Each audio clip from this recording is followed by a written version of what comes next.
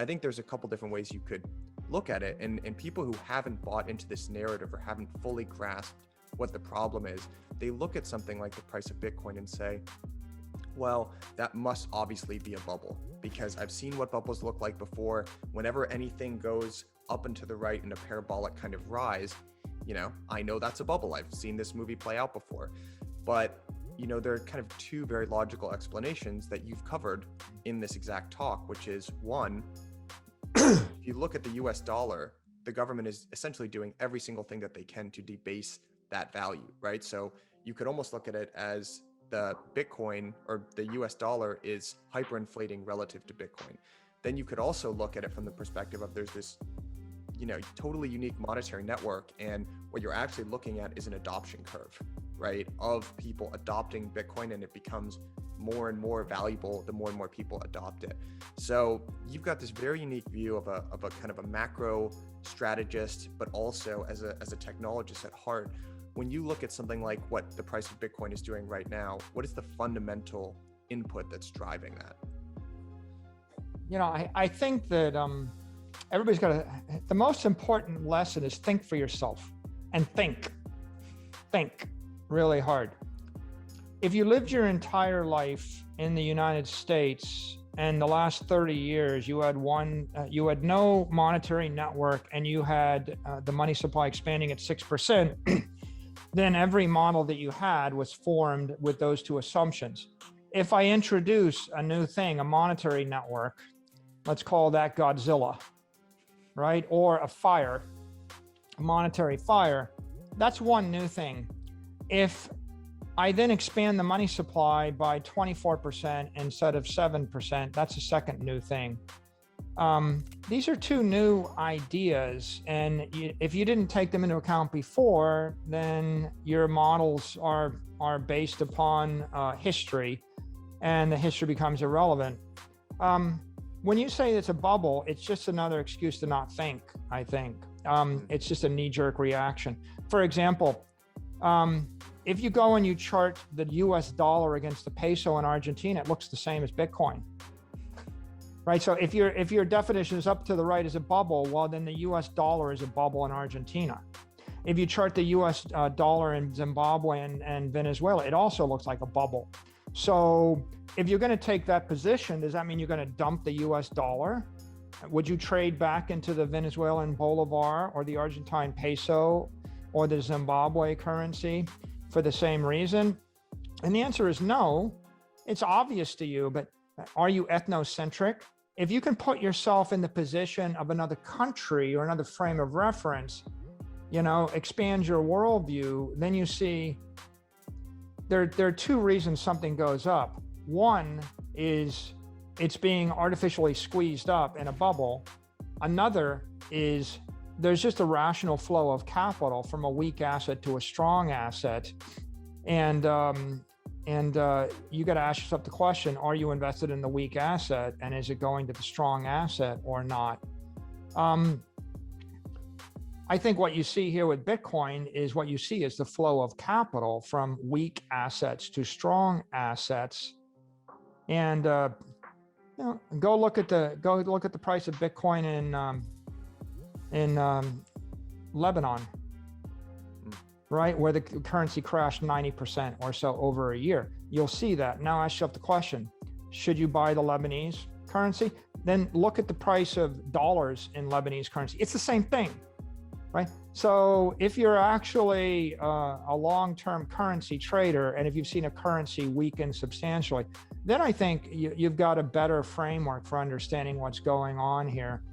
I think that the other key point here is people keep saying Bitcoin is volatile, but people use the word volatility without thinking about it in the same way they use CPI without thinking about it. CPI is not inflation. You've just been brainwashed to think it's inflation. CPI is one of 1,000 measures of inflation. And, you could also calculate monetary inflation. It's a totally different number. Volatility is not risk. Volatility is a measure of risk, but it turns out that if you calculate volatility of LeBron James on a basketball court, he's the most volatile player. He's also the best player in the world. the winner, the superstar, is the volatile one. If you look at the volatility of Tom Brady, he's the most volatile player on the court or on the field. He's also the best player on the field and the most important player on the field. The winning team is always the most volatile. In fact, the winning everything in every field, art, music, war, Julius Caesar was volatile. Alexander the Great was volatile. Generally, the thing that's actually acting, right? If you're in a boxing ring, the fighter that's actually throwing the most punches is probably the most volatile and is also the winner. So the only reason Bitcoin is volatile for the past 12 months, by the way, is it keeps going up. If you look and you go, oh, well, it's volatile. Well, it's volatile because volatility measures the rate at which something doubles too. And if it doubles and doubles, and if I give you the asset and I said, well, Michael, this is going to double every year, every 6 months for the rest of eternity, it will be by definition the most volatile, defined by volatility metrics. Are you going to run from it or toward it? Bitcoin has been growing at 200% a year every year for the last decade because of technical utility against monetary inflation of 7%. Okay, Bitcoin is growing 500% in the last 12 months. Why did it accelerate? Well, if I have a monetary fire, what feeds the monetary fire? Money, right? If I print money, if I triple the rate at which I'm printing money, don't you think that something that has been growing before will grow even faster? Generally, my model of Bitcoin and a monetary network is the price is going to go up based upon technical utility, adoption, and inflation, monetary inflation. So when I triple the rate of monetary inflation, that's one driver. It's an obvious driver. But I also market the asset and I slug everybody in the forehead and remind them that maybe they might need a monetary inflation hedge. And so every institution that bought Bitcoin between March of 2020 and today, and we could list 100 of them, you know them, every one of them was woken up by the change in monetary inflation rate. And so that was a jolting increase of adoption. And those two things put money in the system, which encourages technical utility. Hence, PayPal turns on. Square just added a new feature. You can now send Bitcoin to a Square cash tag instantaneously, no fee. So if I wanted to send you $50 in Bitcoin, I can do it in a second, no fee. That's technical utility. It used to be people said, oh yeah, well, it's too slow to move Bitcoin around. You think about the amount of time and energy going into Lightning wallets and Lightning Network and other off-chain things. That's exploded because there's more money in it. And so what you have is a monetary network that's being accreted, and the monetary energy is flowing into it based upon the actions of the politicians and the central bank, but also based upon the actions of the corporations, but also based on the actions of individuals. What happened in Turkey this weekend, where the head of the central bank in Turkey got fired because he'd raised interest rates. And now people think the interest rates are coming down and they're going to be looser in their monetary policy. That's a big marketing thing for Bitcoin, right? The stimulus package is a big marketing thing, for a digital asset. Well, I actually heard all of those things are playing in each other. I heard that lower interest rates actually lead to lower inflation. That's what Erdogan says. So that's what he says. But the issue, right, is what will the individual think? Right, the Turkish currency weakened by 10% over the weekend. And we can say that like arm wave it away like 10%, but if I took 10% of everything that you owned overnight, would you arm wave it away? That's volatility.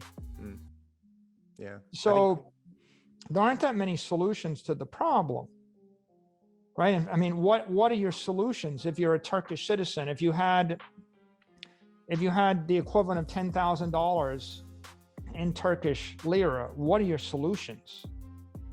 Yeah. It's not many. Buy gold, like buy land outside of, there aren't very many good solutions to the problem. And so Bitcoin is becoming a more appealing solution as time goes on. But to your key point, if there was no monetary inflation whatsoever, it would still be appreciating because of technical utility.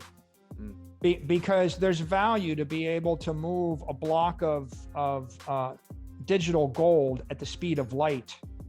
And people go, well, it doesn't move that fast. Well, they're wrong. It does move that fast. I can move it at nearly at the speed of light on the square layer 2 solution, and I can move it at the speed of light on a lightning network, and I can prove that I own the $1 billion or the million or the $10 at the speed of light.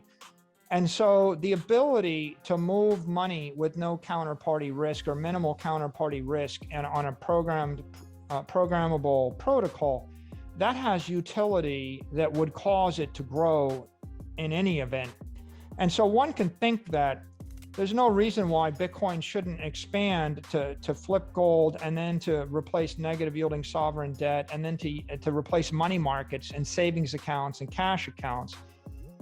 That's a pretty clear line of sight to $100 trillion or more, 100 times bigger than it is right now.